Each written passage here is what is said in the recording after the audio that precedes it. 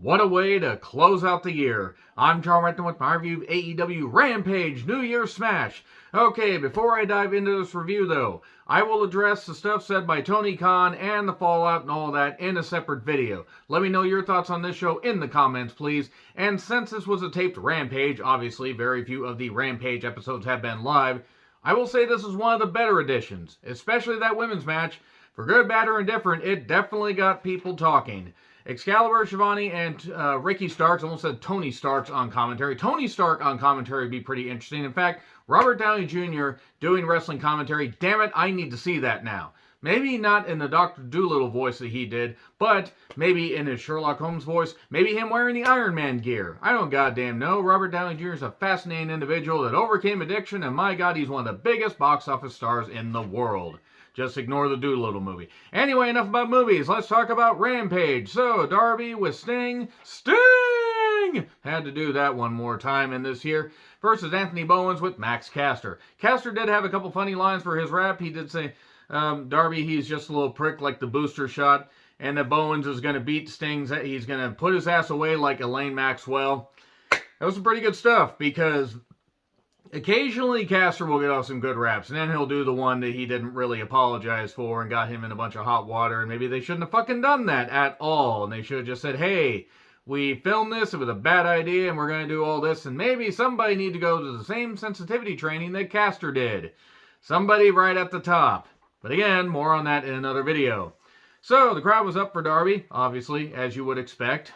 They really need to not be in Daly's place that much, though. Somebody told me that apparently they will be back there for the go-home show for Revolution, though apparently since Revolution is going to be in Florida, that sort of makes sense. Just stay away from Daly's place. I know the cons have ties to it because they own the goddamn place, but seriously, enough already. So, we did get some, cool, interaction between Caster, Sting, and all that. We did get a nice spot where Darby just flips off Caster because he knew he was there. Oh, he's a self-aware face. And then Bowens took over. Bowens is very good in singles matches and tag matches, and I hope that he gets more chances to shine. And Darby just got launched into the post, practically through the goddamn post. I'm amazed the ring didn't collapse. And then Sting eventually attacks Caster because he's just had enough because, hey, everybody, an old man's walking around the ring. And then Darby does the crash dive, hits the coffin drop, and gets the victory. And then the aftermath with Andrade's music, and it hits for some reason, Jose the Assistant versus Sting. Give it to me, you cowards. And they knock out Sting and hit Darby with the chain punch. There you go. So, when the Acclaimed tag team Sting and then tag team Darby, that was some fantasy booking right there. Stop thinking about it, you know who you are. And then we get Technique by Taz on his son, about the red rum. Red rum.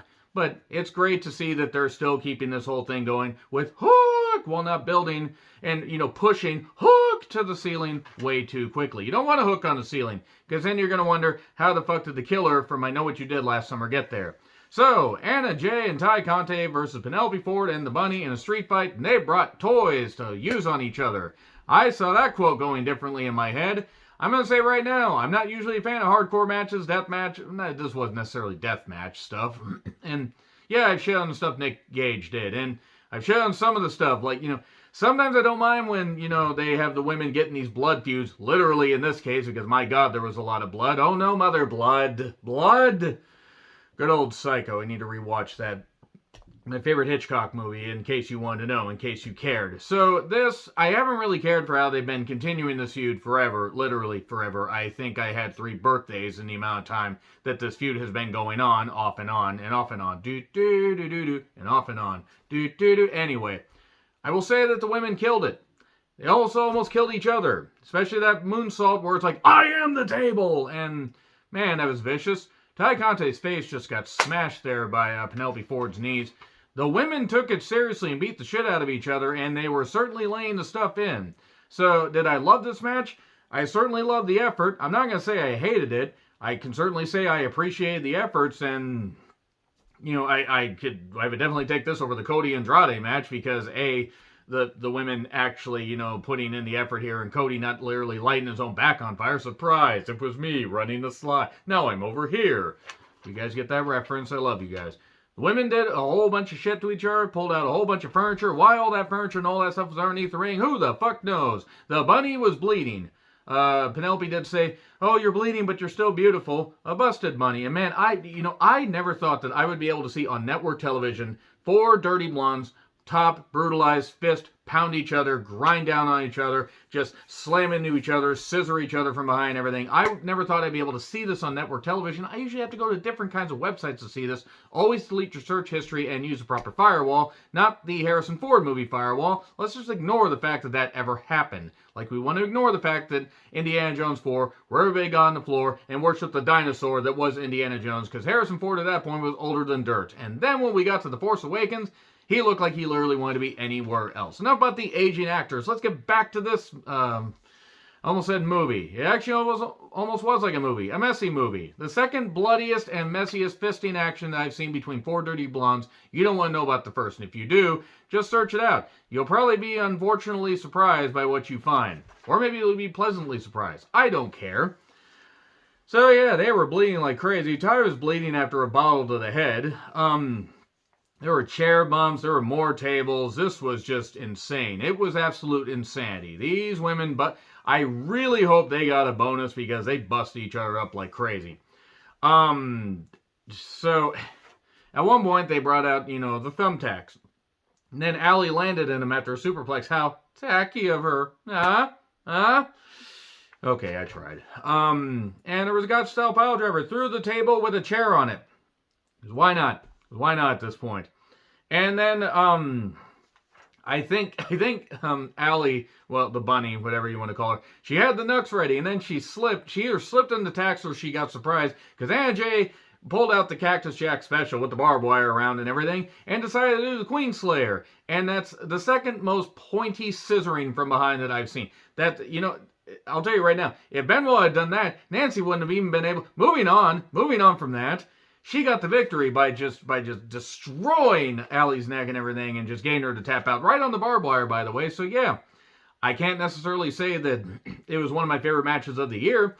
It wasn't dull, I'll give them that much, and I really hope they got a good bonus for it, because they certainly brought it, and they bled like crazy, and I hope they're all right, because that was brutal.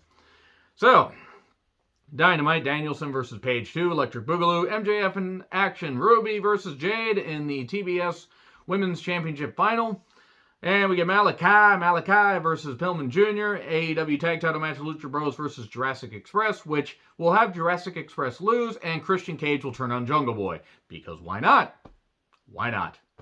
So anyway, then Rampage, we'll have a no DQ, no countout, anything goes match with 2.0 and Garcia versus Eddie and Santana and Ortiz. They will end via roll-up.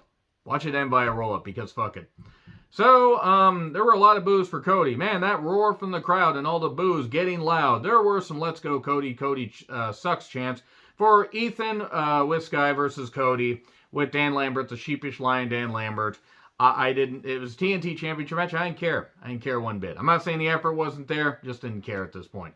It wasn't because of the previous 2 matches. I have tuned out of about anything that Cody is involved in. And yes, Cody is trying to be this baby face while obviously, getting to where he's going to turn heel. And if he doesn't think he can turn, or, should turn heel, got news for you, Cody. You're going to find out pretty goddamn quickly that the fans want you to be heel.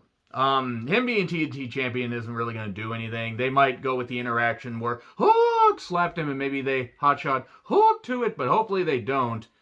I'm not saying that Hook as TNT champion would be the worst thing, but I don't think they need to do that now.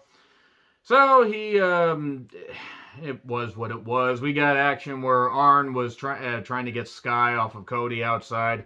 And then Dustin attacks him. They fight off into the staging area. 2 Crossroads, Tiger Driver 98 for the victory. Cody retains to the adulation of absolutely nobody. Absolutely nobody. Nobody cared. I mean, there were a lot of people that were booing. And if you're a fan of Cody, by the way, that's fine. It's just, I'm fucking done with it. I'm done with it. And it's like, oh, he could be, the hottest heel in AEW. I don't think it's going to work. I mean, whatever.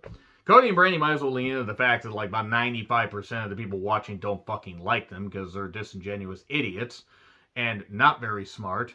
Not very smart to wrestling, at least. But at least Cody's a wrestler. Brandi sure as fuck does not. Anyway, yeah, Happy New Year. That's all I got to say about that. The women certainly killed it, and the rest of the show was here nor there. Agree, disagree with what I said? Like, share, subscribe, Twitter handle in the description. I'm John Retland. Happy New Year, folks. See you soon.